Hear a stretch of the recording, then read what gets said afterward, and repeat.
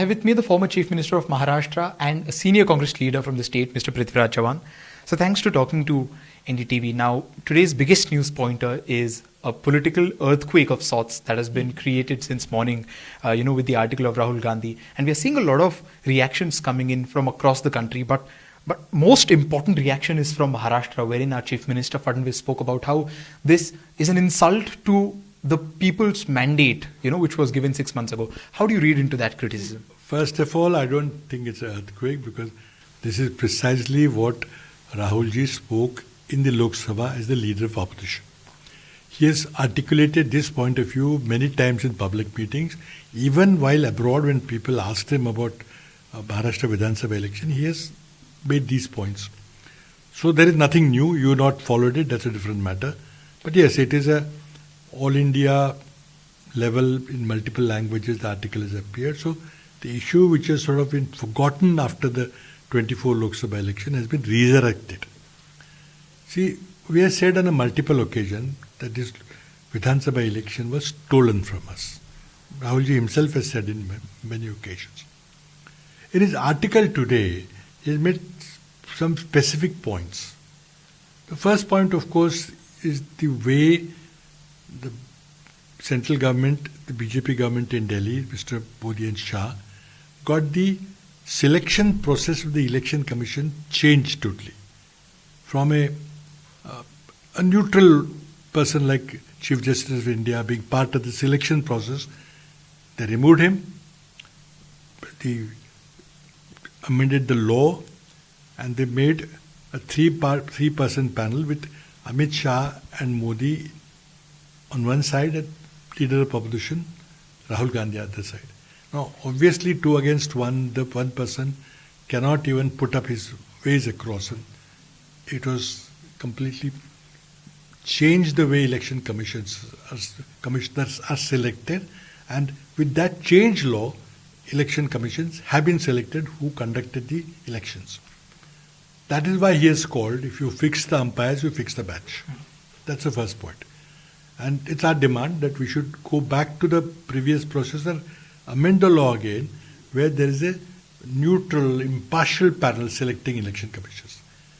Second point, largely the gist of the other points that he has put up was that number of voters during the 24 Vidhan Sabha election were suddenly increased hugely.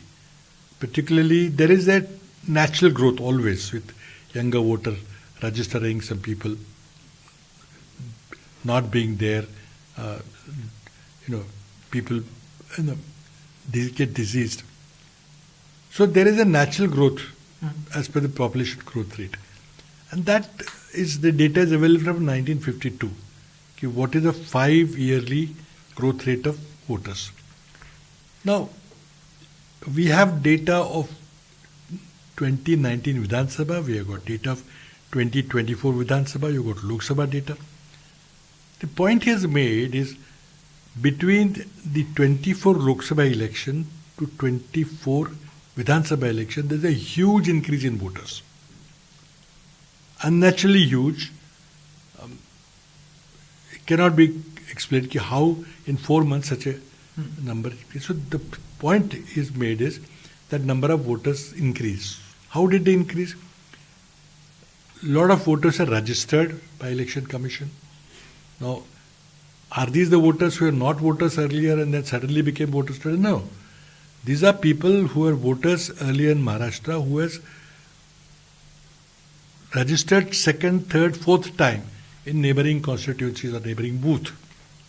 Thereby, the total number of people registered in the voters list has increased, which is clearly shown. Data is available, all voter lists are available. So now, who are the people who got this additional registration, duplicate registration, all that?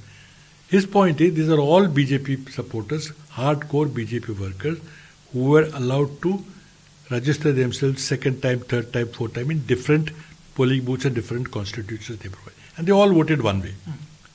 So that is the increase in the number of voters in between the two elections. And he further argues that whatever number of voters, 70 lakhs or so, that number is given, all those increases have happened in particular 120 odd constituencies. And that's where BJP has won all of them. So the pattern is very clear. Now, where do you go from here? These allegations have been made earlier also. Nothing has happened.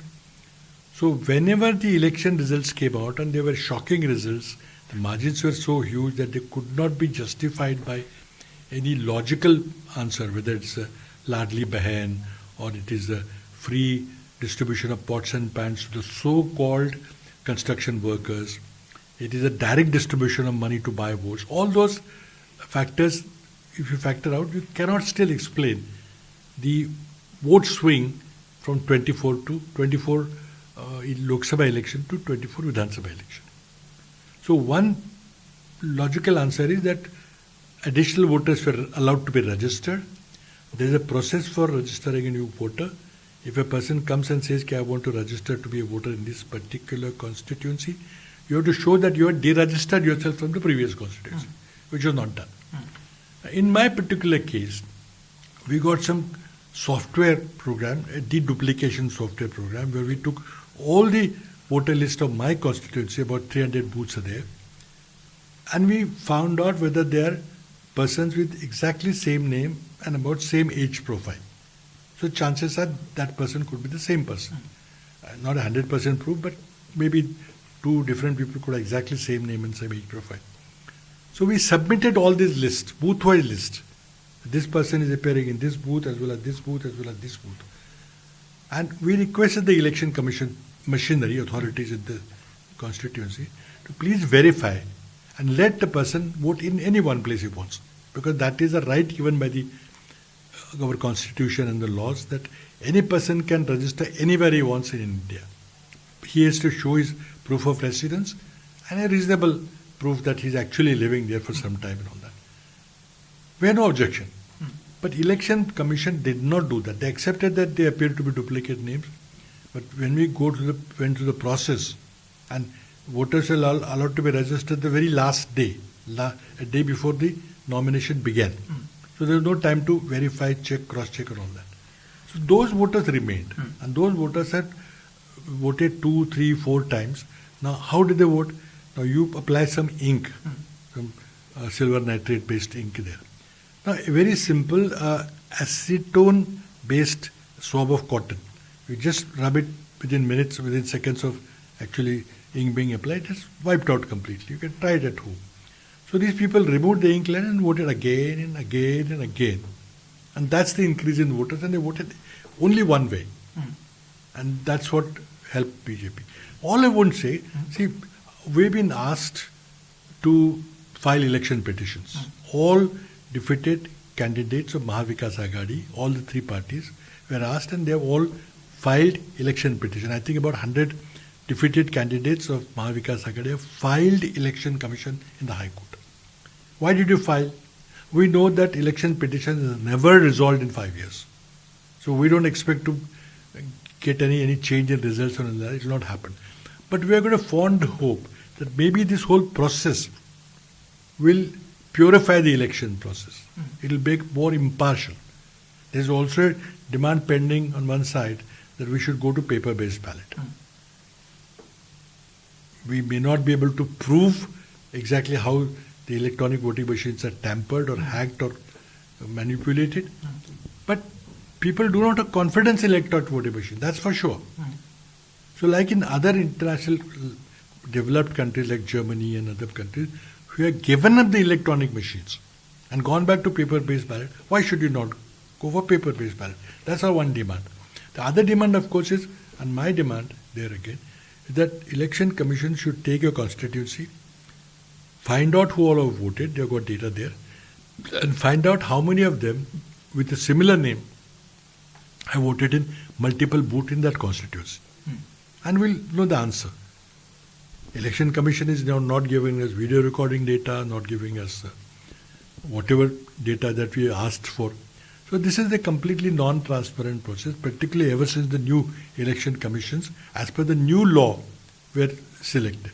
So, but the ECI has also rebutted now, and they've said that the election process in India is praised all across the world. It's fairly transparent. And second most important thing they've said is that officers or representatives of Rahul Gandhi's party, of course they didn't name the individual, but they said representatives of all the parties are involved when this procedure is taking place. Let's see. As I tried to explain, when you registered voters, were we there? Were our complaints listened to? I had given myself a list of duplicate voters that we requested them to be deleted. Did they do that? See, the point is the mischief happens when you register a voters wrongly. BJP Karyakarta is registered 2, 3, 4 places and is allowed to vote 2, 3, twice, thrice, 4 times. That's a mischief. There are many other issues that we wanted to raise, and maybe we'll raise them through election commission process. But now you talked about election commission. Do you think election commission will come out and say that no, our process is completely fraudulent and we are cheated and we are supported BJP? How can they say that? They have to say that our process is transparent. What else will they say? But then why did you change the law to select the election commissioner? Is it not a fact that in a country like Germany, they had electronic voting machines? Somebody approached the Supreme Court saying that this is a very non-transparent process. Go through it. Election Commission, the Supreme Court of German Supreme Court heard that case for 5 years, and they ruled on the 2005 elections in 2009 that this whole process is unconstitutional. I'm not saying we should blindly follow West Germany or blindly follow Germany, but there is an example before us. Why are people giving up electronic voting machines and going to the paper-based ballots? It's because the trust and the confidence in the system. So I think whatever issues Rahulji has raised, I think we need answers them, not these goalmole answers like, no, your people are there. And, that's not going to happen. I mean, give us the data that we want. I'm asking for a data. You know who have voted. Find out how many duplicate votes are there. We'll automatically know. So that's your immediate demand. Data. No, I mean, that's my demand. Party will make whatever demands there. Okay. But we also know that nothing can be done now. Because no election petition is ever decided in 5 years. Should it not be decided in 6 months? Why can't you change the law? Why can't I have a separate electoral commission, electoral court, higher court, where decisions are taken on a day-to-day basis? So at least the remaining 4-year term as a person can enjoy. Now, I have examples of Gujarat Lok Sabha election in 2004. We filed the election petition. I was the General Secretary in charge of Gujarat. 5 years, nothing happened. So what's the point of this whole facade of election commission, election petitions? Okay. But I've still done it, because maybe we get a chance to agitate in the upper court, Supreme Court, and Supreme Court may give direction, okay, improve the process, make it more transparent, make it more impartial, change the process of selecting election commissioners, maybe pass a law in Parliament about code of conduct, how the government machinery was misused to distribute money, and how money played, what role money played. I mean, there are whole question of electoral bonds, such a fraud that Supreme Court had to rule it unconstitutional. But it's not just one story. There are a whole lot of things where elections are rigged in India. All right. Thank you so much. This was Mr. Prithviraj Chavan speaking extremely elaborately on what exactly is the point that Rahul Gandhi was trying to make through that article with camera person Arun Chikle. This is Anuj Rayate reporting for NDTV from Mumbai.